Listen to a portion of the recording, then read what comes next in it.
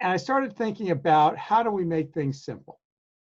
And how do we tell stories that don't have to have this in-depth feeling all the time? And some of you saw on our forum where I wrote a little thing about something as simple and silly as the story of a banana. So what I did this week was I started to think about telling my banana story.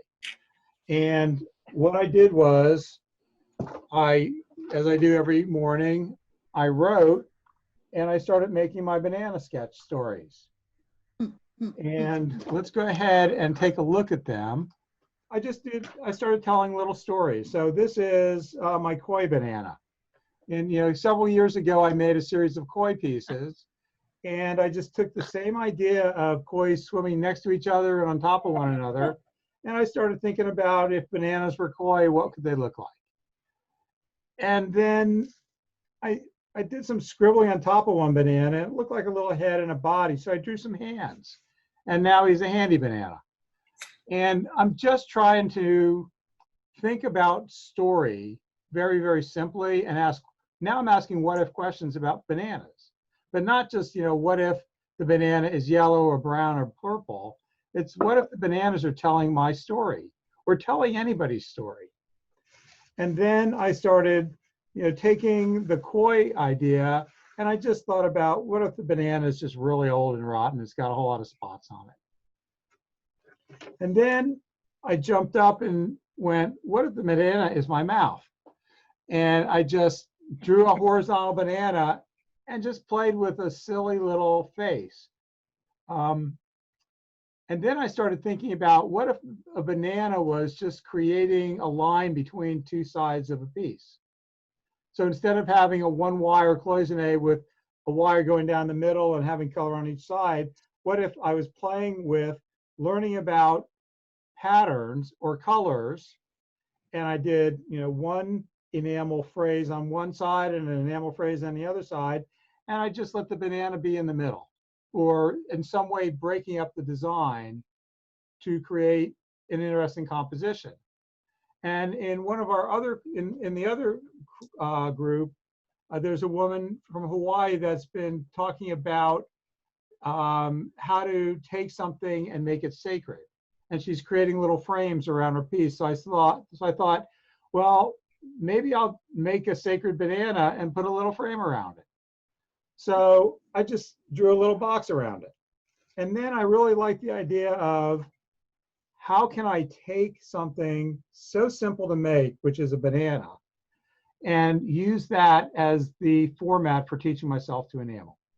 And that's what I've basically done with my Joy Boy.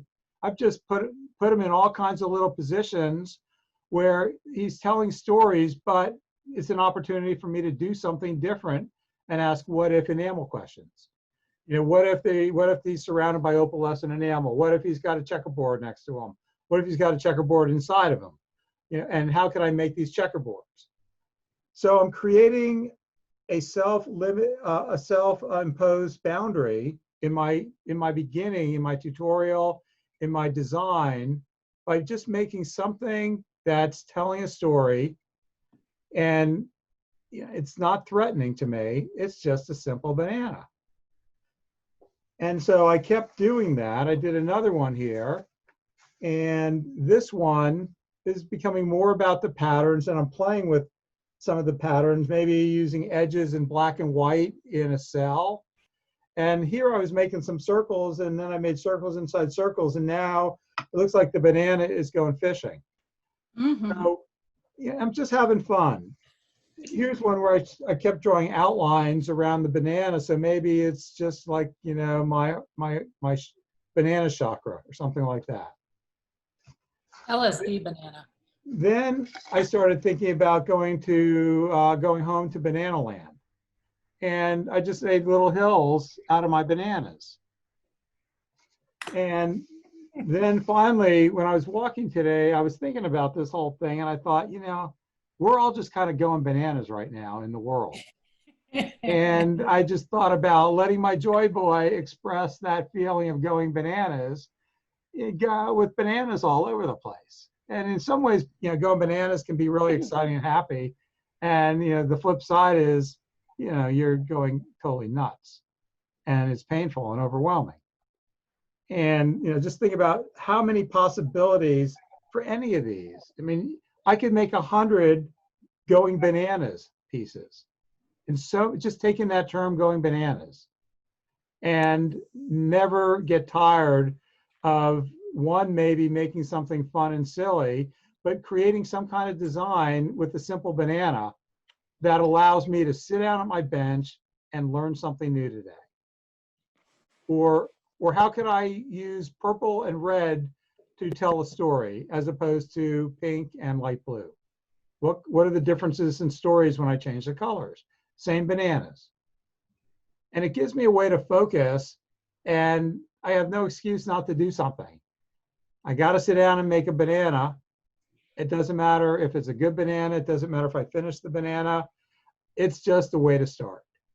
So you're going back to the whole idea of, am I a craftsman or an artist? It doesn't really matter. What matters is you do something.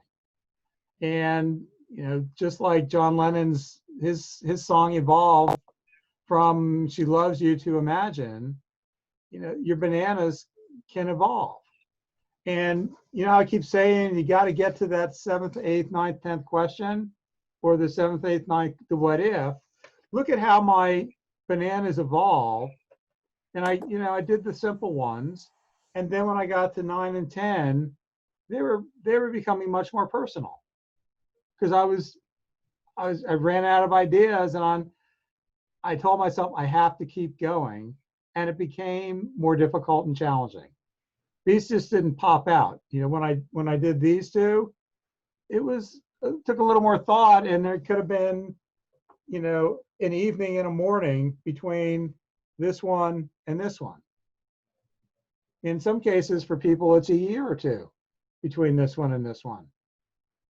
And this is where the hard work comes in that I was talking about earlier, that you have to want it. You have to keep practicing. You have to keep asking your questions.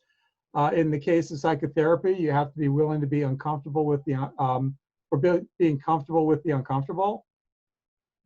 For me, when I got to 8 and I didn't know what else to do, I was uncomfortable. And I just pushed through it, and I wasn't going to let myself stop until I got to 10. And I think the 9th and the 10th ones are just really fun. But, the first couple were cool, but they were just starting points. And Vicki, this is like one of the coolest design blockbusting experiments or processes I've ever seen. I love this so much. Thank you. It's fun and it's whimsical and it's. I just got goosebumps. Thank you. So, but seriously, I just got goosebumps you saying that, because I feel the same way. It's almost like opening up a door into possible imagery for me that I could never get bored of. I could never run out of ideas. It just blew me away. Yeah, it's so exciting. And so I'm going to challenge you to find your banana this week. Okay? It can be really simple. Or your spirit fruit. It doesn't have to be a fruit. Earlier in the class today, a woman was talking about the Grand Canyon and that she loves it. It's her favorite place. That can be her place, and she can find the lines, find the shapes, and just use that as her way to tell stories about whatever she wants to. And her persona, her spirit place is the Grand Canyon. There's so many ways she can use that. But what's really cool is you're not doing it to make good art. You're doing it to teach yourself, so that when your voice is there and you have something meaningful to say and you want to do that, or when you want to explore something deep inside, because you've put in the time and the work and you've played with what if, not only just what if I add this color, but what if I got 20 bananas coming out of my head? So your ideas are growing and changing, not just your technique. I think that's how great art gets made. At This least is the art an that I idea was. with appeal. Excuse me? This is an idea with appeal. Yeah.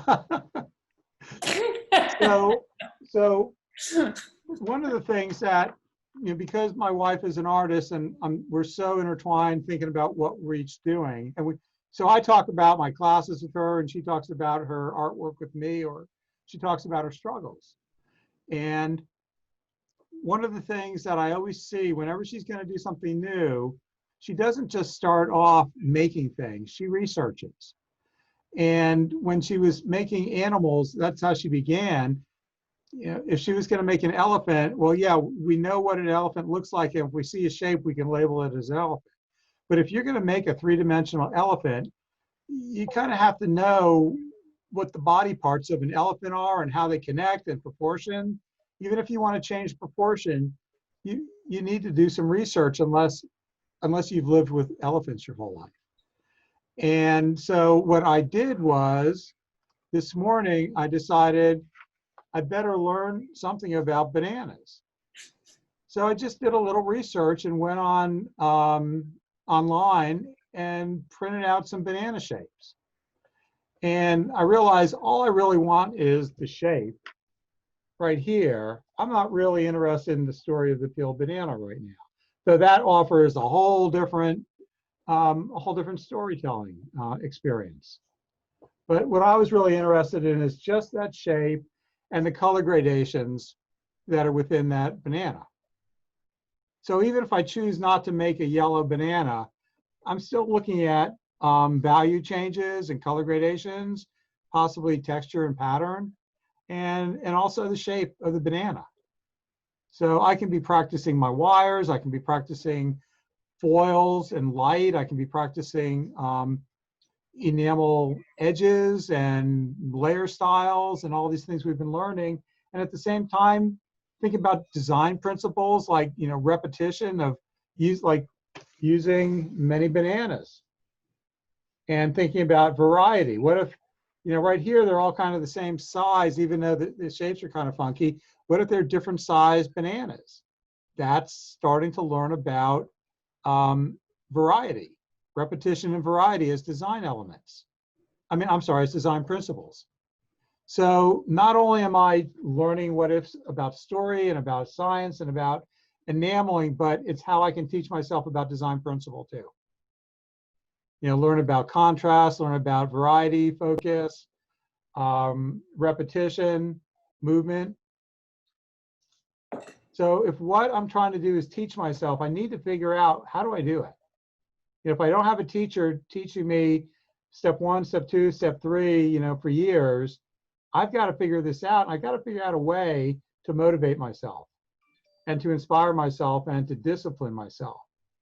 So if I say I've got to make 10 banana pieces this week and that I'm going to do this, now I've got to either look for inspiration that are going to make me just really be excited about the stories, or I can think about how great I'm going to feel and what I'm going to learn, which is going to be my motivation, or I can think about the discipline and just go, every day I'm going to do 2 bananas and force myself to do that. I start setting mini goals so that we're not just hoping and dreaming about what we want, but we're starting to create a plan.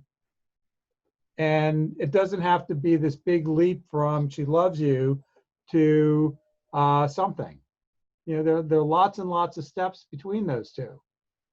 And it could be that we just make really simple, boring bananas in the beginning until you start finding your voice a little bit, and until you start to say, what can I do with this banana that nobody else has ever, well, that's starting to sound weird. Never mind. I don't want to go there. I'm sure somebody else has thought of that, Ricky. Okay.